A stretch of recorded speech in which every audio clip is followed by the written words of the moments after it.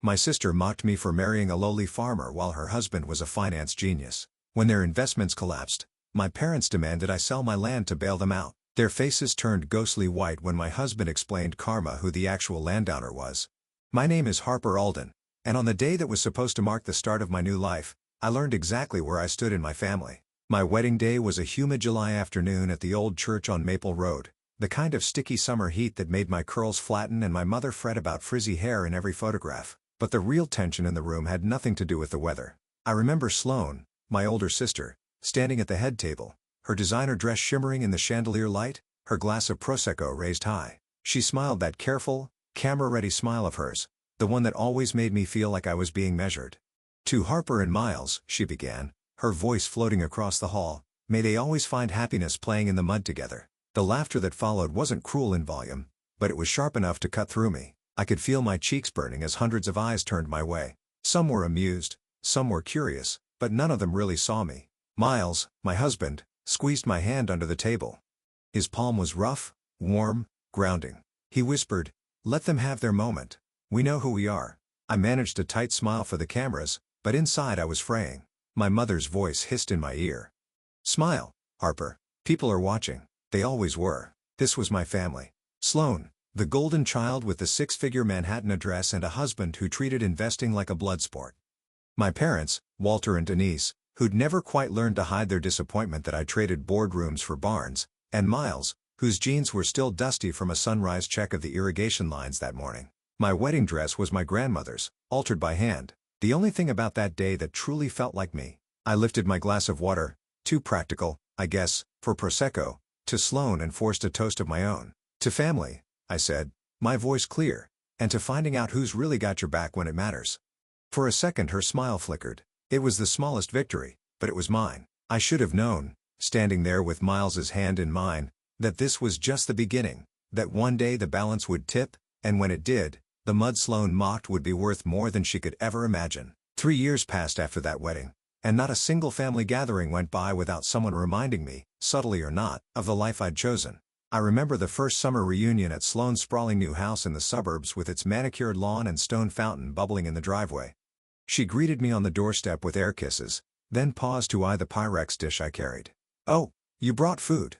Her tone managed to sound both gracious and horrified. "Is it from your garden?" I nodded, setting my salad, fresh greens, goat cheese, pecans, on the polished granite counter beside the professionally catered spread. Garrett, her husband, sidled over, martini in hand, his perfectly tailored shirt bright against the kitchen's white marble. "So Harper, how's life on the homestead?" he asked, as if it were a running joke at my expense. "Still growing kale? Or have you leveled up to what, carrots?" I kept my voice steady. "Alden Grove is doing well. We're supplying 2 local restaurants now, and the co-op is growing." It never seemed to matter. Garrett's eyebrows rose, his smirk flickering. "That's adorable," Sloane said, giving me a smile as brittle as spun sugar. "I always say it's good to have a hobby." I glanced across the room to where Miles chatted with Mira, my younger sister, who'd always tried to stay neutral in these family wars. Mira flashed me a sympathetic look as she poured iced tea into glasses. She knew how these nights went. Our mother, Denise, swept in next, beaming at Sloane and raving about her incredible work ethic. Dad trailed behind, already asking Garrett about investment opportunities and didn't so much as look in my direction. Dinner was an endless reel of stories about Sloane's latest real estate flip, Garrett's rumored promotion, and my parents' upcoming cruise. I answered questions about the farm, about whether I regretted leaving teaching, about why I never moved back to the city, always with that gentle undercurrent of "when will you grow up?" Even Mira, sitting quietly with her drink, looked uncomfortable. As dessert arrived, imported chocolate mousse, artfully plated by Sloane's caterer, she made a show of comparing her life to mine. "You know, Harper, some of us are just built for big things. Others, well, you make the world greener, and that's important too, I guess." The table laughed politely. I felt Miles's hand on my knee, steadying me. I just smiled and took another sip of my water, letting them think they'd won. But I saw the cracks, tiny at first, but there, a tension behind Sloane's laughter, a quick flash of something like envy in Garrett's eyes when I talked about sunsets over our fields. They didn't see it, but I did. I was learning to stop wanting to belong and start wanting to be free. 6 months after that reunion, as the first snow dusted the fields around Alden Grove, I stood at my kitchen sink, peeling potatoes for dinner, when my phone buzzed on the windowsill. It was a text from my mother, short and oddly formal. Family meeting at the house Saturday. Please come. Important. For as long as I could remember, the words family meeting had always signaled trouble, never celebration. Miles found me frowning at my phone. Is everything okay? He asked, drying his hands on a towel after stacking wood outside. Mom wants us at their place this weekend, I replied. She says it's important. He raised an eyebrow. Do you think it's about Sloan and Garrett? Your dad's been calling a lot lately, right? I nodded. I'd noticed my parents were checking in more than usual, but their updates felt rehearsed, their voices strained. That night, Mira stopped by for tea. She lived in town now, teaching 3rd grade, and kept her own distance from the family drama. We sat around the kitchen table while Miles quietly prepped seed trays in the mudroom. You got the text too? Mira asked, blowing on her mug. Yep, something's off. Sloan's been snappish, and Mom avoided talking about their trip to the Bahamas. Did you notice? Mira glanced away, thoughtful. I heard a rumor at school. Someone said Garrett's firm lost a big client. She's been talking about budgeting, which is new for her. I glanced at Miles, who was pretending not to listen, but his hands had stilled. Harper, we should brace for something, he said softly. It feels like they want us for more than moral support. Mira pressed her lips together. They haven't asked me for money, she said quietly, but I think they might soon. As Saturday approached, I found myself watching the fields more than usual, counting the steady, ordinary blessings I'd built away from the rest of them. Miles and I talked late into the night, lying in bed and listening to the wind whistle through the old windows. If they're in trouble, do we owe them anything? He asked gently. No, I said, though my voice shook, but they'll ask anyway. Saturday came gray and cold, the kind of weather that made every memory sharper. I baked a loaf of bread to bring, more out of habit than hope. On the drive to my parents' house, Miles reached over and took my hand. Whatever they want, Harper, you don't owe them your life. You know that, right? I squeezed his fingers. I know. I just wish I didn't care so much. Their house looked smaller than I remembered. The porch light was already on, though it was barely 3 o'clock. Myra's car was parked outside, and inside, my parents were waiting in the living room, their faces drawn. Sloan and Garrett sat side by side, both paler and thinner than I'd ever seen them. No one stood up to greet us. Thank you for coming, my father said, formal and tired. I could tell from the way he twisted his wedding ring that this was going to be a long afternoon. I sat down, the bread still warm in my lap, and braced myself for whatever was coming, knowing deep down that nothing would ever be the same after today. The silence hung heavy as we settled into the living room. The only sound, the ticking of the old wall clock and the soft hiss of the heater. My mother's eyes were red-rimmed, and my father kept glancing at a thick envelope on the coffee table. Sloan twisted a napkin in her lap, her confidence drained. Garrett's jaw was set tight, and he barely looked at anyone. Let's just say it, Sloan finally blurted, voice wavering. We need help. She glanced at Garrett, who pressed his lips together and stared at the carpet. We made some investments, she continued, and things turned bad. Garrett's firm was over-leveraged. We lost more than we could handle. My father cleared his throat, suddenly stern. It's not just about Sloan and Garrett. The house is mortgaged. The retirement accounts are nearly gone. If we don't act, the bank will take everything. His voice cracked, and he looked away. Denise reached across the table for my hand. We know it's a lot to ask, Harper, but you and Miles. Alden Grove is the only thing in this family still worth anything. We want you to consider selling the farm. With the money, we could pay the debts, save the house, start over. She squeezed my fingers, desperate. It would mean the world to us. My breath caught. I looked at Miles, whose jaw had gone rigid, and at Mira, who stared down at her folded hands. Sloan's eyes filled with tears. Harper, you always talked about family, about doing what's right. Please, if you ever loved us, don't let everything fall apart. The old anger surged in my chest, hot and sharp. You want me to sell my home, my work, everything Miles and I have built? My father shifted in his seat. It's just land. You can always start again.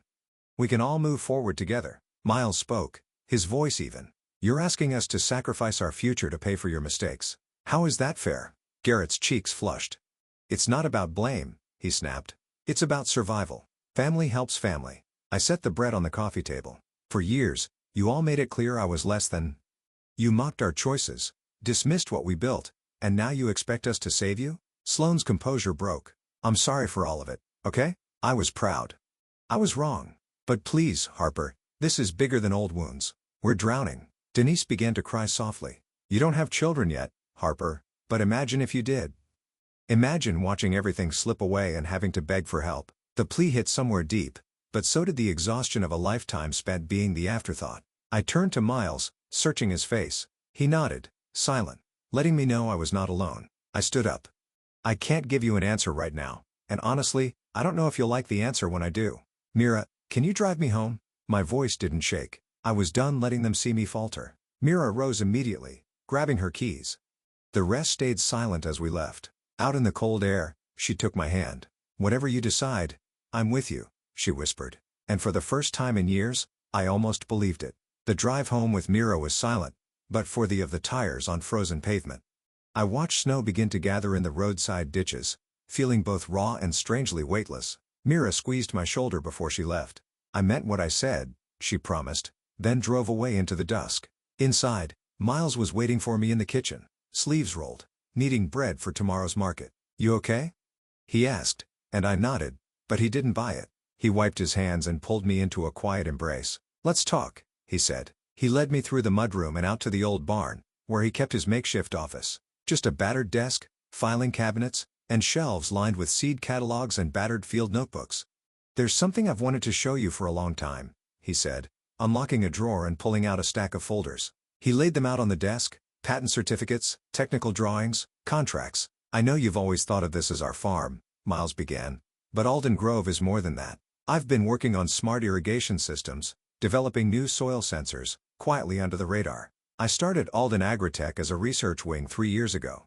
We run everything through the farm: testing, prototyping, selling. These, he tapped the patents, are all ours. The tech's being used from Iowa to upstate New York. I stared, stunned. All this time? He nodded. We've had grants from the Department of Agriculture, contracts with seed companies, even a university partnership. I wanted to be sure it worked before I told anyone, even you. I didn't want to jinx it. A dozen memories flashed through my mind. Miles tinkering in the shed until midnight, the sudden upgrades to our equipment, the quiet satisfaction on his face when we balanced the books. So why let my family treat us like we're nothing? Miles's eyes softened. I wanted to see what mattered to them and to you. I needed to know if we were building something real or just trying to prove ourselves to people who would never see us clearly. He hesitated, then added, I'm sorry you felt alone. I thought I was protecting us. Maybe I was wrong. A strange mix of pride and hurt tangled inside me. I wish you'd told me, but I get it, Miles. I do. I need to know what's next. He smiled, a little sheepish. What's next is this. We're not selling. Alden Grove isn't just land, it's everything we've worked for. They'll come back, Harper. They'll push, but now you know what you're standing on. A slow certainty settled in my bones, like warmth spreading out from my core. Let them come, I said, and meant it. Late that night, I found myself out on the porch, wrapped in a quilt, watching the snow fall in silent drifts across the field. The farm lights glowed steady, and inside, the folders lay stacked, proof that I was no one's afterthought, not anymore. They arrived that Sunday afternoon in a line of sleek cars, their polished surfaces gleaming against the farmhouse's weathered wood. Through the kitchen window, I watched as my parents, Sloan, Garrett, and little Tiffany, stepped onto our porch, bundled in city coats that looked out of place among the fields. Inside, the atmosphere was tense and heavy. Garrett wasted no time, slamming a leather folder onto the coffee table. We've brought the sale papers. The buyer is ready. You just need to sign Harper. Sloan stood beside him, her usual confidence cracked by desperation. Please, Harper, we need this. Don't make us beg. Miles calmly stepped forward, placing a stack of his own folders next to theirs. He opened one to reveal patents, contracts, and letters from government agencies. Before anyone signs anything, know exactly what you're selling. Garrett squinted at the documents. What's all this? This, Miles said, tapping the top patent, is Alden Agritech, the technology developed right here on our farm over the past 3 years. We've patented irrigation systems, soil sensors, and more. This land isn't just dirt, it's a research hub worth millions. The room fell silent. Sloan's face paled, and my father looked down, speechless. Miles continued, sliding over contracts and client lists. You're proposing to sell to someone who recently tried to buy our technology license. We said no. This farm and business aren't for sale.